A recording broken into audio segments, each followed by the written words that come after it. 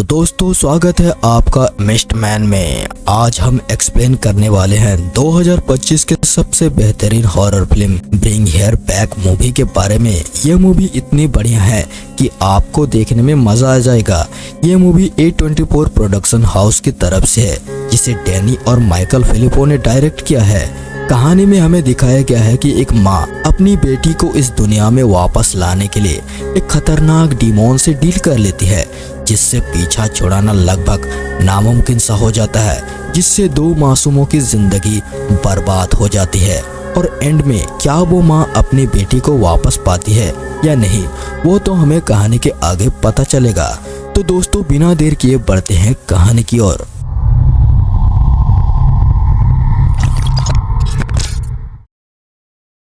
कहानी की शुरुआत में हमें कुछ अजीब रिचुअल देखने को मिलता है, जो एक लड़की व्हाइट सर्कल के अंदर बैठी हुई होती है, जहां सोल को मूव करने की बात हो रही थी और कुछ औरत को अजीब तरह से ट्रीट करते हुए रिकॉर्ड किया जा रहा था और किसी डीमोन इतारी की बात हो रही थी। इसी खतरनाक सीन के बाद हमें पाइपर नाम की एक 12 साल की लड़की को दिखाया जाता है, जो पार्सली ब्लाइंड थी, यानी उसे सब कुछ धुंधला दिखाई देता था और उसका इसी डिसेबिलिटी की वजह से बाकी बच्चे उसके पीठ पीछे मजाक उड़ाते थे।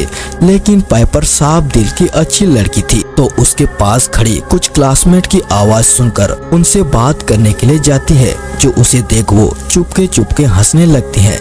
तभी वहाँ पे पाइपर का भाई एंडी आ जाता है और उसे वहाँ से ले जाता है। पाइपर के पूछने पर एंडी झूठ बोलता है कि वो लोग तुम्हारे बारे में अच्छा ही बोल रहे थे, ताकि उसकी इस कंडीशन की वजह से उसे दुख ना हो और उसका मोरल डाउन ना हो। एंडी एक 17 साल का लड़का होता है और पाइपर का स्टेप ब्रदर है, जो एंडी पाइपर को बेहद प्यार करता था और उसे हमेशा प्रोटेक्ट करता था। दरअसल उसके पिता 2 शादियां किए थे और पहली बीवी का बेटा एंडी है और दूसरी बीवी की बेटी पाइपर है। जब वो दोनों घर पहुंचते हैं तो तभी उन्हें बाथरूम में अपने पिता की डेड बॉडी मिलती है, जिससे वो देख शॉक्ड हो जाते हैं। शायद वो बाथरूम में नहाते वक्त पैर फिसलने की वजह से उनके सर पे गहरी चोट लगी, जिससे उनकी सडनली डेथ हो गई। इसके बाद पाइपर और एंडी अनाथ हो चुके थे। ऐसे में वेंडिना मैकलेडी, जो चाइल्ड सपोर्ट में थी, जो फॉस्टर होम में डालते हैं बच्चों को, वो इन्हें किसी लॉरा नाम की एक औरत के घर में रहने के लिए बोलती है। अब जो लॉरा थी वो पहले इस ऑफिस में काउंसलर के काम करती थी, इसीलिए वेंडी को पूरा भरोसा था कि वो इन्हें अच्छे से ख्याल रखेगी। लेकिन लॉरा सिर्फ पाइपर को लेना चाहती थी, लेकिन एंडी ऐसा नहीं चाहता था। वो अपनी बहन को साथ में रखना चाहता था और पाइपर भी ऐसा चाहती थी। तभी एंडी कहता है कि 3 महीने के बाद मैं 18 साल का हो जाऊंगा, जिसके बाद वो खुद पाइपर का गार्डियनशिप के लिए अप्लाई कर देगा। बस 3 महीने के लिए एंडी लॉरा के साथ रहेगी, जिससे लॉरा भी मान गई थी। लेकिन लॉरा के साथ कुछ भयानक घटित हुआ था, इसीलिए वो अपने ही घर में रहकर फॉस्टर किड को रखा करती। अब ये दोनों कार लेकर लॉरा के घर पहुंच जाते हैं। घर के अंदर जाते वक्त एंडी देखता है कि घर के सामने व्हाइट कलर की लाइनें बनाए गए थे, जिसे एंडी को देख उसे अजीब लगता है। अब यहाँ पे हम लॉरा को देख पाते हैं, जो पाइपर को देख बेहद खुश लग रही थी और वो उसे ज्यादा लगाव दिखाने की कोशिश कर रही थी, जैसे प्यासे को पानी मिल गया हो। लेकिन वो एंडी के ऊपर ज्यादा इंटरेस्ट नहीं ले रही थी, जैसे वो एंडी को घर में रखना ही नहीं चाहती हो। तभी लॉरा उनके साथ एक सेल्फी लेती है, जो जानबूझकर एंडी के फेस को कैमरे में नहीं लाती। लॉरा उन्हें सब कुछ नॉर्मल दिखाने की कोशिश कर रही थी, लेकिन वहाँ कुछ भी नॉर्मल नहीं था। यहाँ पे लॉरा अपने कुत्ते को फ्रीज अप करके स्टैचू की तरह रखी थी, जो उन्हें ये सब अजीब लगता है। साथ ही साथ वहाँ पे एक बिल्ली भी थी, जिसका नाम जंकमैन होता है, जो हमेशा इधर उधर भागता था और बाहर जाने की कोशिश करता था, जैसे वो घर के अंदर रहना ही नहीं चाहता हो। तभी वहाँ पे हम एक म्यूट सा लड़का ओलिवर को भी देखते हैं, जो लॉरा के साथ रहता था, जो वो कुछ भी बोलता नहीं था, हमेशा चुपचाप रहता था और उसका बर्ताव बेहद ही अजीब था। मतलब ऐसा लग रहा था कि वो लड़का काफी अजीब है, जैसे किसी चीज के ऊपर उसका सुध-बुध ही ना हो। एंडी लॉरा को देख उसे थोड़ा अजीब लगता है। उसका ओवर एक्साइटेड होना, ये सब करना और बार बार एंडी को गलत नाम से पुकारना, ये सब काफी वियर्ड सा होता है। यानी कि लॉरा को देख समझ आ जाता है कि उसके मन में कुछ तो चल रहा था। फिर लॉरा पाइपर को अपनी बेटी कैथी के रूम में रहने के लिए बोलती है ताकि वो वहाँ पे अच्छे से रह सके। एंडी को उसके बगल वाले रूम में रहने के लिए दिया जाता है, जो इतना भी ठीक नहीं था, और यहाँ पे पाइपर को भी अच्छे से ख्याल रखा जा रहा था, जो बनता भी है। लेकिन आखिर लॉरा कैथी को वो रूम क्यों देती है, इसे जानने के लिए हमें लॉरा के पास जानने होंगे। असल में लॉरा की एक बेटी कैथी भी थी, जो कुछ समय पहले ही पूल में डूबकर उसकी मौत हो गई थी। जो लॉरा ने उसे बचाने की काफी कोशिश की थी, लेकिन वो उसे बचा नहीं पाई थी और उसका सदमा आज भी उसमें था।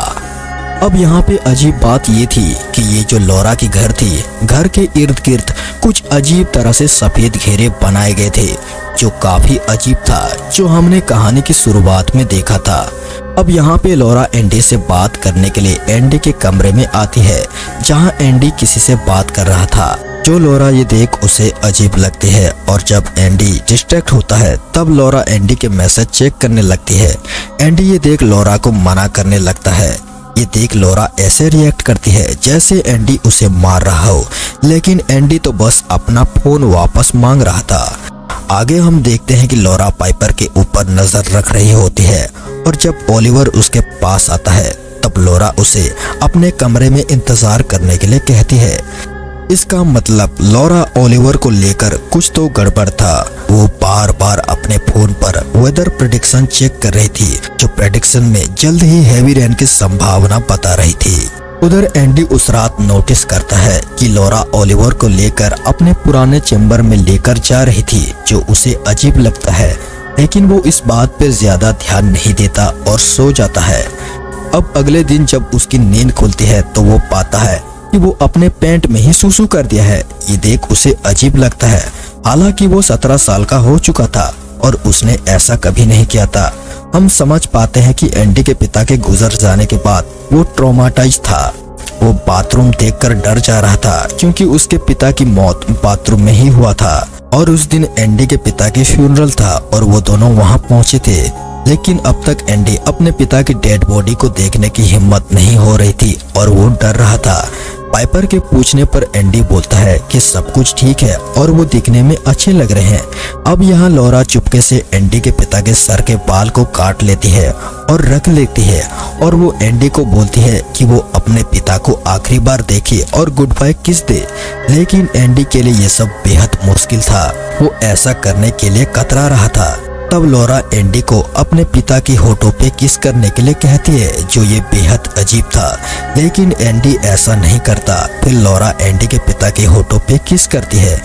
उधर ओलिवर को लॉरा कमरे में लॉक कर दिया था, जो हम देख पाते हैं कि ओलिवर कुछ अजीब हरकत कर रहा था। वो बाहर जाने की कोशिश कर रहा था और वो खिड़की के कांच को तोड़ देता है और बाहर चला जाता है और उस पुराने चैम्बर को खोलने की कोशिश करने लगता है। यानी कि वहाँ कुछ तो है जो लॉरा उनसे छुपा रहा था। वो तो हमें कहानी के आगे पता चलेगा। उस दिन लॉरा उनके गम को दूर करने के लिए पार्टी कराती है और उन्हें दारू पिलाती है, और यहाँ पाइपर भी दारू पीती है। म्यूजिक चलाकर नाच गाना करने लगते हैं और पार्टी एंजॉय करने लगते हैं। इसके बाद पाइपर थककर नशे में सो जाती है।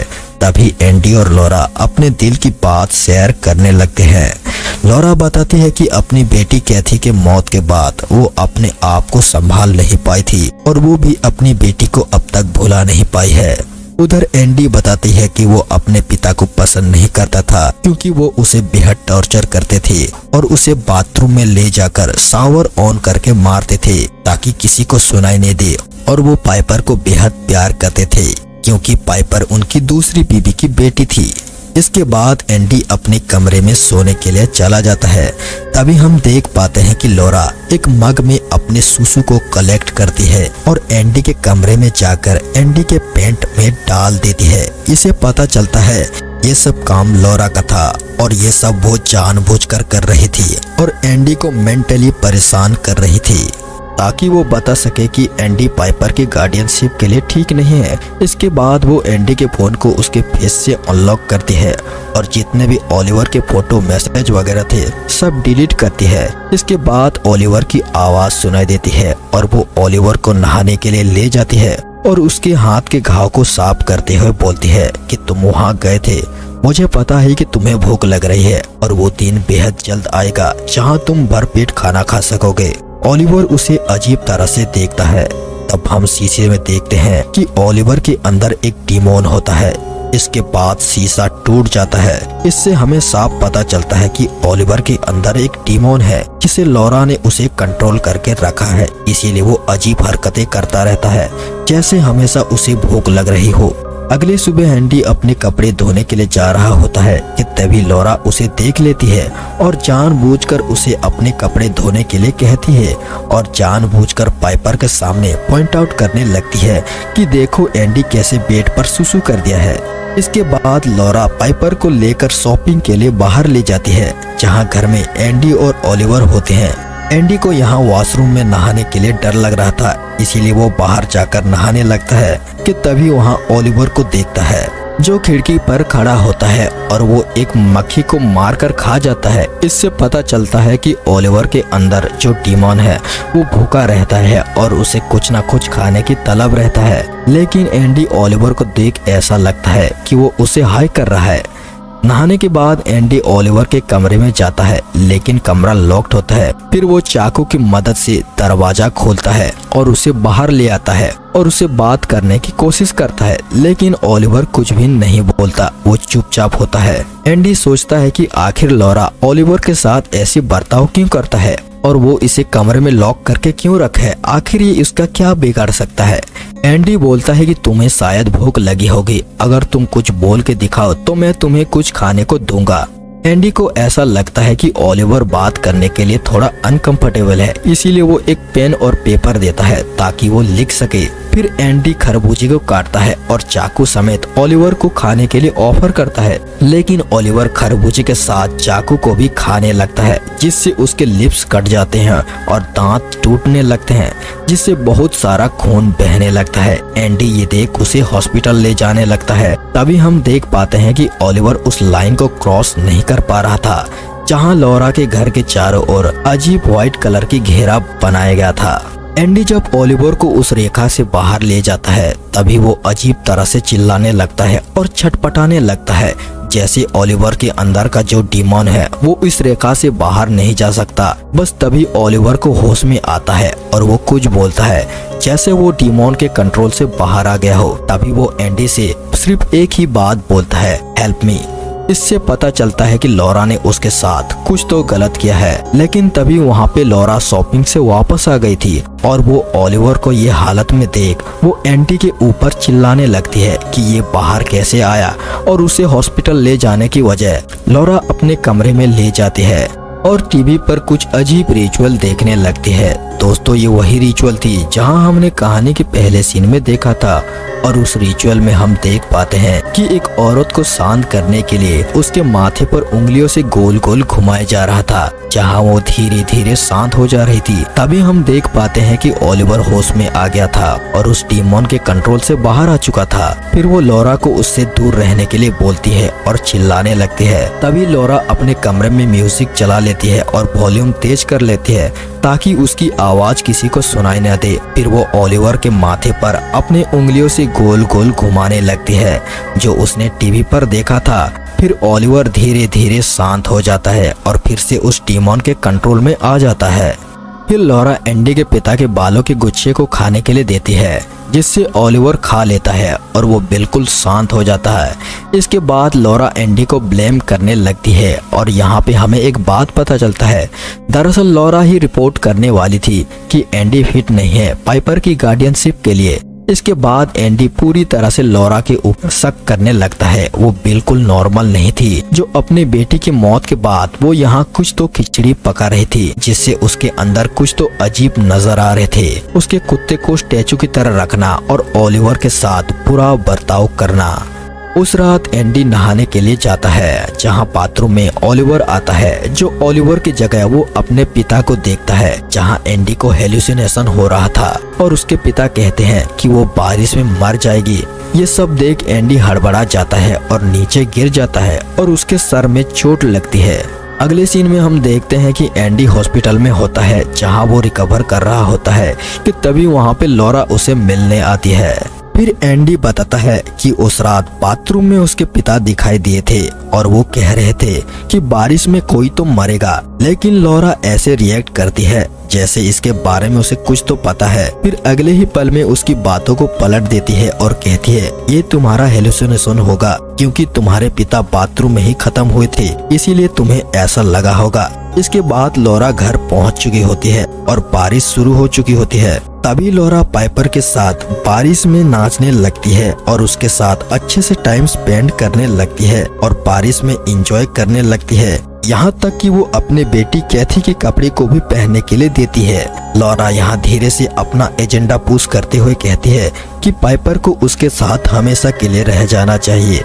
ये सुन पाइपर कहती है कि वो और एंडी कुछ महीनों में अपने घर शिफ्ट हो जाएंगे, लेकिन वो लॉरा से वीकेंड पे मिलने आते रहेंगे। ये बात सुन लॉरा के एक्सप्रेशन चेंज हो जाते हैं और वो पाइपर को कुछ दिखाने की बात करती है। फिर वो घर के बाहर वाले चेम्बर में ले जाती है और वहाँ फ्रीजर में कैथी की लाश थी। वो अपने बेटी के लाश को आइस में प्रिजर्व करके रखी थी और वो पाइपर को उस लाश को टच करने के लिए कहती है। पाइपर फील करती है कि ये तो मीट जैसा कुछ है, लेकिन पाइपर कुछ भी देख नहीं पाती। तभी वहाँ पे हम ओलिवर को देखते हैं जो उस लाश को खाने के फिराक में था। इसके बाद फाइनली एंडी घर आ जाता है। जो लॉरा उसे खुद घर लेकर आई थी, लेकिन वो इस बात से खुश नहीं थी, क्योंकि वो जो भी करना चाहती थी वो आराम से करना चाहती थी। एंडी उसके रास्ते का कांटा बन रहा था। अब एंडी जब घर आता है तो पाइपर सो रही थी और वो अपने बहन को प्यार करके अपने कमरे में चला जाता है। इसके बाद यहाँ पे कहानी की असली राज खुलते हैं। हम देख पाते हैं कि लॉरा टीवी पर रिकॉर्ड किए गए कुछ रिचुअल वीडियो देख रही थी। जो वो उस रिकॉर्ड किए गए वीडियो देखकर उसने रिचुअल सीखा था, जिसमें एक डीमोन का जिक्र होता है जिसका नाम तारी था। तारी का रूल ये है कि अगर कोई मृत इंसान को जिंदा करना हो तो तारी डीमोन से पसिस्ट हुआ इंसान जैसे कि ओलिवर उस डेड बॉडी को खाना होगा जो कि खत्म हो गया था, जैसे कि कैथी। फिर वो उस सोल को वॉमिट करके नए फ्रेश बॉडी में डाल सकता है और वो फ्रेश बॉडी यानी कि पाइपर बिल्कुल वैसे खत्म होनी चाहिए जैसे कि ओरिजिनल विक्टिम खत्म हुई थी। इसका मतलब स्विमिंग पूल में डूबकर। इस केस में लॉरा पाइपर को पूल में डूबोकर मारना चाहती थी, जैसे कि ठीक कैथी के साथ हुआ था। इसीलिए शायद एंडी को बताया गया था कि उसकी बहन की मौत कैसे होगी, और इससे होगा ये कि कैथी की सोल को पाइपर के बॉडी में डाल दिया जाएगा और दोनों 12 साल की उम्र के रही थी, जिसके चलते ये दोनों परफेक्ट रहती। उस रात लॉरा कुछ भयानक करती है। वो खुद पर एंडी की बॉडी स्प्रे मार लेती है और वो पाइपर के कमरे में जाती है जहां पाइपर सो रही होती है। तभी वो पाइपर के मुंह पर एक जोर से मुक्का मार देती है और वहां से भाग जाती है। और जब वो दर्द से चिल्लाते हुए उठती है और उसे अपने भाई एंडी की बॉडी स्प्रे की स्मेल आती है, यानी कि उसे ऐसा लगती है एंडी ही उसे मारकर भागा है। अगली सुबह लॉरा बड़ी चालाकी से सारा इल्जाम एंडी के ऊपर डालने लगती है कि ये सब काम एंडी का है और उसने कल रात पाइपर को उसके कमरे में जाते हुए भी देखा था। और ये सब बात पाइपर को सच भी लगने लगती है, क्योंकि कल रात उसके कमरे में एंडी की बॉडी स्प्रे की स्मेल आई थी। एंडी ये सुन बेहद कंफ्यूज हो जाता है और बोलता है मैंने ऐसा नहीं किया और मैं अपनी बहन को क्यों मारूंगा। लेकिन यहाँ पे पाइपर उसका भरोसा नहीं करती। तभी लॉरा बढ़ चढ़कर एंडी के पिता को ब्लेम करने लगती है कि उसके पिता उसे बचपन में मारते थे और टॉर्चर करते थे, इसीलिए उसने अपने पिता को भी मारा था और वो अपने पिता को नफरत करता है। ये सुन पाइपर शॉक्ड हो जाती है और ये बात एंडी पाइपर से छुपा कर रखा था। इस बार एंडी बेहद गुस्सा हो जाता है और लॉरा को चुप रहने के लिए कहता है और दीवार को एक जोर से पंच मारता है और वहाँ से चला जाता है। इसके बाद लॉरा पाइपर को गोल बॉल प्रैक्टिस वाली जगह पे छोड़ आती है ताकि वो घर पे अकेली रिचुअल की तैयारी कर सके। उधर एंडी सीधा वेंडी के ऑफिस में जाता है उसे मिलने के लिए। तभी वो वहाँ पे एक मिसिंग बच्चे की पोस्टर पाता है, जो वो बच्चा और कोई नहीं बल्कि ओलिवर था, जो उसका पूरा नाम कॉर्नर बर्ड था। यानी कि वाकई में ही लॉरा किसी रैंडम बच्चे को किडनैप करके रखा था और उसके अंदर तारी डीमोन को डाल दी थी। तभी एंडी ये बात वेंडी को बताता है, लेकिन वेंडी इस बात को नहीं मान रही थी, क्योंकि वो लॉरा को बेहद अच्छे से जानती है और लॉरा के साथ काम भी कर चुकी थी और लॉरा यहाँ का बेस्ट एम्प्लॉय भी थी। और लॉरा यहाँ पे एंडी के ऊपर कंप्लेन भी कर चुकी थी कि एंडी ठीक नहीं है, उसने अपने बहन को मारा है। यहाँ एंडी बताता है कि मैंने अपने बहन को नहीं मारा है, मैं ऐसा नहीं कर सकता क्योंकि मैं अपनी बहन को प्यार करता हूँ। मैं बचपन में कसम खाई थी कि मैं अपने बहन के ऊपर हाथ नहीं उठाऊंगा। वेंडी उसकी बातों को सुन सोचती है कि शायद एंडी सच बोल रहा होगा, इसीलिए वो सोचती है कि वो एक बार लॉरा के घर चेक करनी चाहिए। फिर वो दोनों कार लेकर निकलते हैं और रास्ते में एंडी अपनी बहन को वॉइसमेल करता है कि वो उसे चोट पहुंचाना नहीं चाहता है। भले ही उसके पिता उसे बचपन में मारते थे, लेकिन वो पाइपर को बेहद प्यार करता है। और इसी वॉइसमेल में वेंडी की आवाज भी कैप्चर हो गई थी। उधर ओलिवर के अंदर का डीमॉन बाहर आने लगा था और वो खाना ना मिलने की वजह से तोड़ फोड़ करने लगा था और घर में जो कोई भी चीज दिखता वो उसे खाने लगा था, जैसे कि टेबल, फर्श वगैरह। जब लॉरा घर आती है तभी वो देखती है कि ओलिवर धीरे धीरे डीमॉन में बदलने लगा था।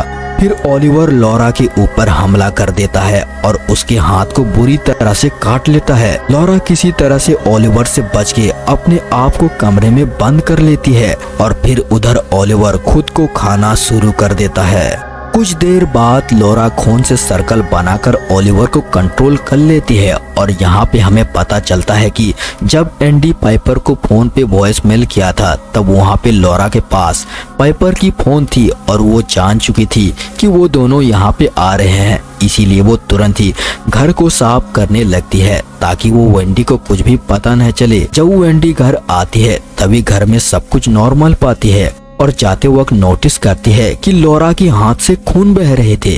तभी वो वेंडी को इसके बारे में पूछती है। लॉरा के पास इसका कुछ भी जवाब नहीं होता और वो एकदम से अपना कंट्रोल खो देती है और चिल्लाने लगती है, कैसे भी करके अपने बेटी को जिंदा करना है। वेंडी समझ जाती है कि लॉरा वाकई में मेंटली अनस्टेबल है और वो बाहर भाग जाती है। फिर एंडी वेंडी को सेट दिखाता है जिसके अंदर कैथी की लाश थी, जहां ओलिवर उसे खा रहा था। इसके बाद वेंडी और एंडी यहां से भागने की कोशिश करते हैं कि तभी लॉरा उन दोनों को कार से ठोक देती है, जहां वेंडी की तुरंत ही मौत हो जाती है और एंडी वहां पे बुरी तरह से चोटिल होकर वहां पे गिर गया था। फिर लॉरा कार से बाहर आती है और उसे वहीं मार देती है। इसके बाद लॉरा पाइपर को घर लेकर आती है। यहाँ पे ओलिवर भी एंडी को थोड़ा खा लिया था, इसीलिए वो एंडी की आवाज में पाइपर को बुलाता है। पाइपर ओलिवर के पास जाती है और उसे टच करती है और वो जान पाती है कि ये तो एंडी नहीं है। तभी पाइपर लॉरा से पूछने पर वो बताती है कि वो ओलिवर है। तभी पाइपर को लॉरा के ऊपर शक हो जाती है क्योंकि उसने बताई थी ओलिवर के लाल बाल है, लेकिन उसे टच करने पर ऐसा कुछ महसूस नहीं हुआ था। तभी पाइपर वहां से भागने लगती है और अपने आप को एक बाथरूम में बंद कर लेती है। लॉरा चिल्ला चिल्ला कर बाहर आने के लिए कहती है, लेकिन पाइपर बाहर नहीं आती। वहाँ पे पाइपर फील करती है कि वहाँ एंडी की लाश है। इसके बाद पाइपर टूट जाती है। इसके बाद लॉरा अंदर आ जाती है और अपना इविल प्लान बताने लगती है। वो कहती है कि वो पाइपर को पूल में डुबाकर खत्म करना चाहती है। इसके बाद पाइपर भागने की कोशिश करती है, लेकिन वो देख नहीं पाने की वजह से दीवार पे टकरा जाती है और बेहोश हो जाती है। इसके बाद लॉरा पाइपर को घसीटती हुए पूल में ले जाती है और उसे पूल में डुबोने लगती है, जिससे पाइपर को होश में आती है और वो चिल्लाने लगती है। तभी वो अचानक से पानी से बाहर आती है और मॉम कहकर चिल्लाने लगती है। ये सुन लॉरा इमोशनल हो जाती है और उसे रियलाइज होती है कि ये वो क्या कर रही है और वो पाइपर को नहीं मार सकती। तभी उसके बेटी कैथी की याद आने लगती है और वो पाइपर को छोड़ देती है, जिससे पाइपर पूल से बाहर निकलकर भागने लगती है। तभी वहाँ पे ओलिवर उसे हमला करने लगता है। पाइपर ओलिवर के पीठ पर जोर से लात मारती है और वहाँ से भाग जाती है। ओलिवर उस वक्त वॉमिट करता है, जिससे वो डीमॉन के कंट्रोल से बाहर आ जाता है और तभी वो उसका मिसिंग पोस्टर देखता है जिसमें उसका पूरा नाम लिखा था। फिर वो उस रेखा से बाहर चला जाता है और वॉमिट करते हुए चटपटाते हुए चिल्लाने लगता है। उधर पाइपर को भी एक कपल रेस्क्यू कर लेती है। तभी हम देख पाते हैं कि वहाँ पे पुलिस भी पहुँच चुकी थी, जहाँ ओलिवर अजीब हालत में खून से लथपथ पड़ा हुआ था। तभी उसे अपना नाम पूछने पर वो अपना असली नाम बताता है, कि मेरा नाम कॉर्नर बर्ड है।